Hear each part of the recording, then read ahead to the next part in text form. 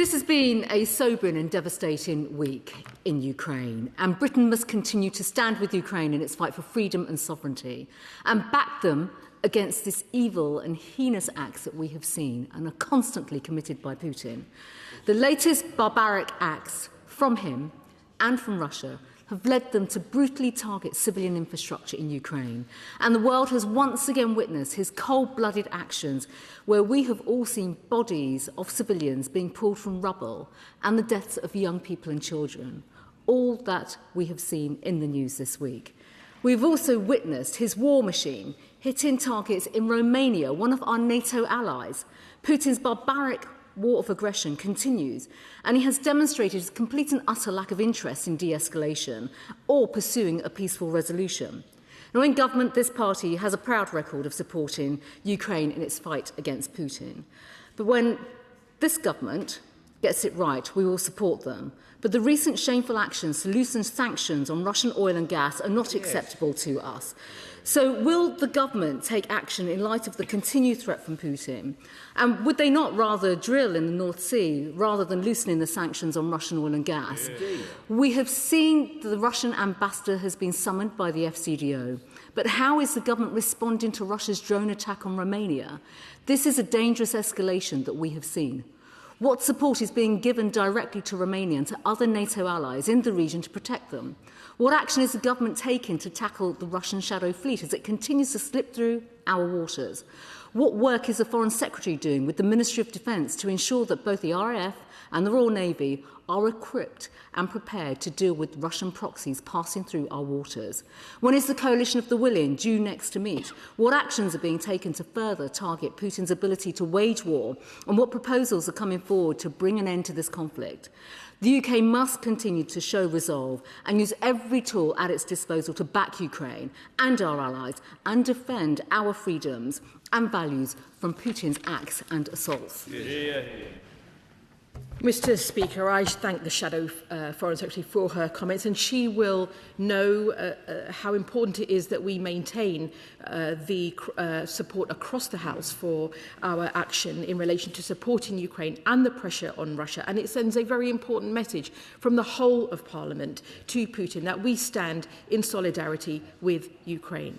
And it is important to recognise the work that we are doing on sanctions. I do disagree with her characterisation of what we have done. I have outlined how we have actually strengthened sanctions. And what I will also add, Mr. Speaker, is how on the 26th of May, the UK also sanctioned cryptocurrency exchanges operating in Russia, along with entities and individuals suspected of links to the UK-sanctioned A7 network. And it is important to recognise that we are continuing and must continue to keep all of our sanctions under review and strengthen where we can.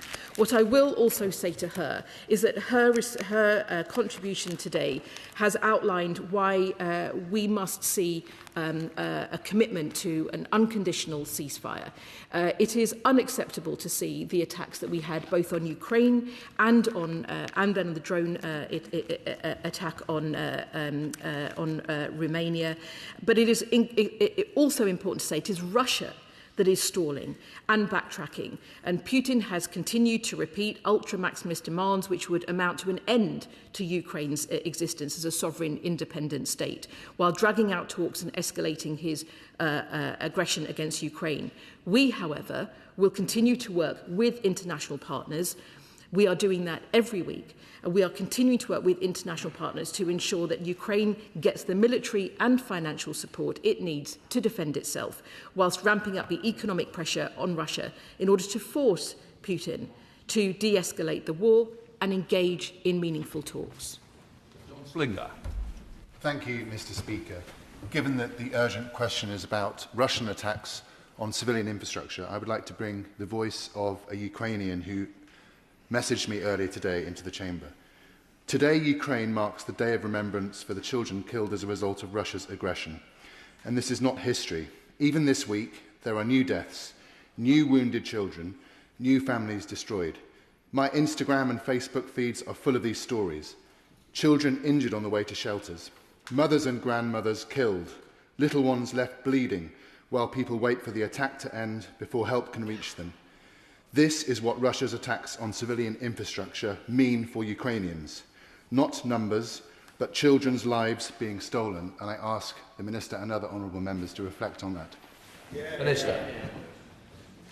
I thank my honourable friend for his comments, and indeed it is utterly devastating when we do reflect on the impact on children.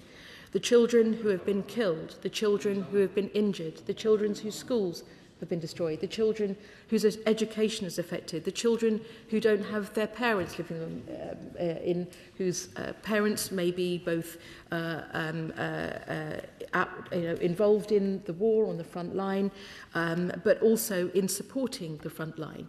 It is devastating, and when we see that we've seen that further escalation with a drone entering Romanian airspace as well, it creates even more fear of escalation and not de-escalation.